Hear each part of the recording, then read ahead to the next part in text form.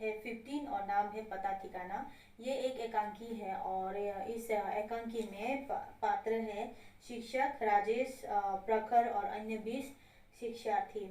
तो जगह है, ये क्लासरूम की जगह है, कक्षा कक्ष और शिक्षक। यहाँ पे अभी शुरू होता है ये एकांकी। ठीक है, एक दूसरे के साथ वार्तालाप करना। तो पहले शिक्षक कहते हैं, देखो आज हम बाल भगवान शीर्षक पाठ का वाचन करेंगे। ठीक है, शीर्षक का नाम है बाल भगवान। तो लेखक का दावा है कि उसकी ये रचना एक सत्य घटना पर आधारित है। ओके, शिक्षक ने बोला पहले कि आज हम जो है बाल भगवान के ऊपर हम लोग बात करने वाले हैं।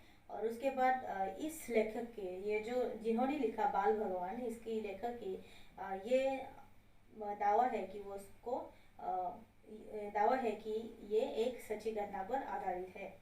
तो राजेश, अभी ये शिक्षार्थी है, हाथ उठाकर, गुरुजी मैं कुछ पूछना चाहता हूँ। शिक्षक, हाँ पूछो। राजेश, भगवान से जुड़ी कोई घटना घट ही नहीं सकती। कल एक मुनिराज ने अपने प्रवचन में बताया था कि ईश्वर है ही नहीं, जो है ही नहीं, उससे जुड़ी कोई सच्ची घटना घट ही नहीं सकती है। तो शिक्षक क्या कहते हैं, देखो कक्षा में कोई और भी है जो ये मानता है कि ईश्वर नहीं है।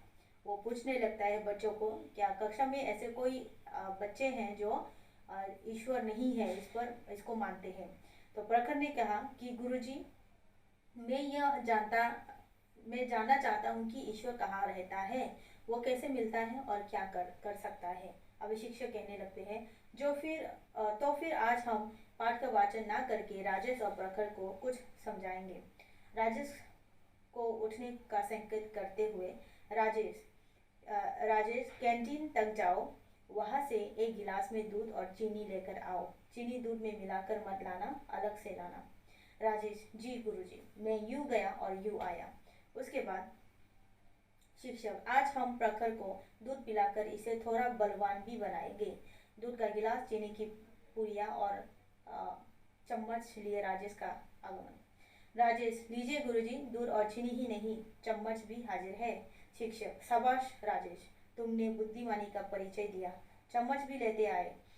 अब दूध में चीनी डालो, चम्मच से घोलो और प्रखर को पीने के लिए दे दो। तो राजेश ने दूध में चीनी डालकर चम्मच से घोला और गिलास प्रखर को थमा दिया। शिक्षक, प्रखर, हम सब तुम्हें ये दूध पीते हुए देखना चाहते हैं, पर पहले केवल 2 घूंट।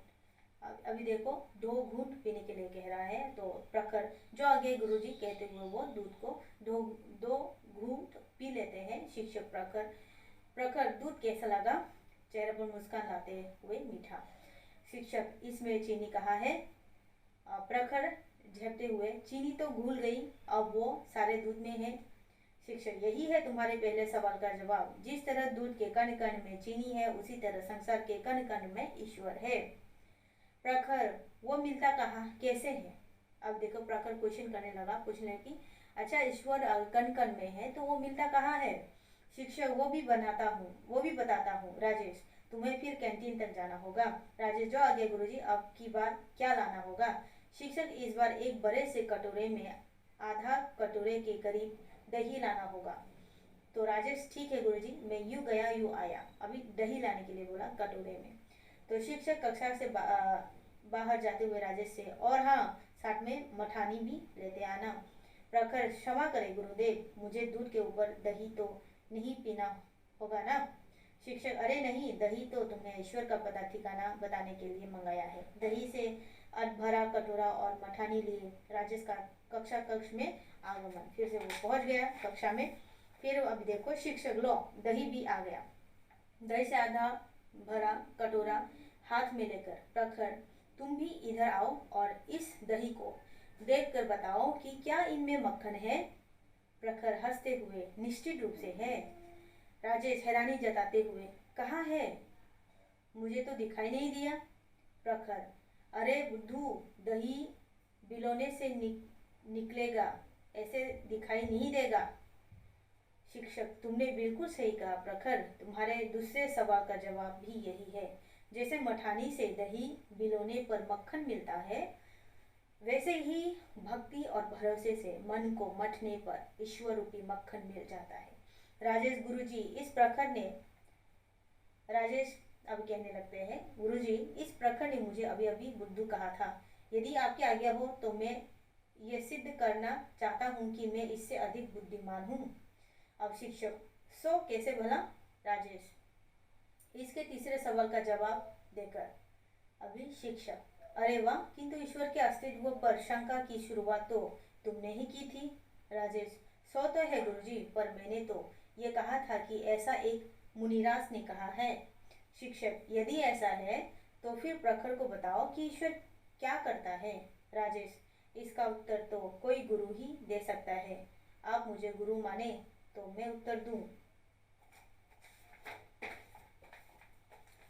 शिक्षक, ठीक है, कुछ समय के लिए आप मेरे गुरु हुए। अब राजेश कहने लगा, गुरु का स्थान सदा ऊंचा होता है, इसलिए कृपा करके आप मेरी जगह आ जाइए और मुझे उस ऊंचे आसन पर बैठने दे। शिक्षक, ये भी सही, तो आप इधर पधारो और मैं उधर आता हूँ। दोनों के स्थान की अदला बदली होते ही आप उत्तर देने में देरी ना करो। राजेश मुस्कुराते हुए, प्रखर के तीसरे सवाल का हल तो आप साक्षात देख ही रहे हो। इतना ही नहीं गुरुजी, वहाँ बैठकर तो आप उसकी करनी भोग भी रहे हैं। ईश्वर यही तो करता है, किसी को भी कभी भी कुछ से कुछ बना देता है। शिक्षक, सो तो है, तो प्रखर तुम्हें तुम्हारे तीसरे सवाल का भी जवाब मिल गया ना? हाँ गुरुजी, मुझे मेरे तीनों सवालों का जवाब मिल चुका है। राजेश के करीब पहुंचकर, राजेश भाई, हो सके तो मुझे क्षमा कर देना, मैं अपने शब्द वापस लेता हूँ। मेरा तो केवल नाम प्रखर है, तुम सचमुच प्रखर हो। राजेश तालियों की गड़बड़ाहट थमने पर, प्रखर भाई, तुम्हारे चक्कर में आज एक अपराध मुझसे भी हुआ है। अब मैं उसका प्रायश्चित करने जा रहा हूँ। राजेश प्रखर को साथ लेकर गुरुजी के करीब आया। दोनों ने गुरुजी को प्रणाम किया, उन्हें उनके आसन तक पहुँचाया। दोनों गुरुजी के विराजमान होने तक नतमस्तक होकर खड़े रहे। पूरी कक्षा तालियां बजाकर उन्हें अपना समर्थन देती रही। तो यह है आपके आकांक्षी। तो आशा करती हूँ बच्चों आपको समझ में आ गया होगा। बाकी अभी अभ्यास है, तो अभ्यास में आपको वर्ड मीनिंग करना है। ऑल वर्ड मीनिंग ऑल है, मौखिक ऑल, लिखित में नंबर 1 पूरा करना है आपको, और भाषा बोर्ड से नंबर 1 और 2 ये भी ऑल है। तो यहाँ तक ही है।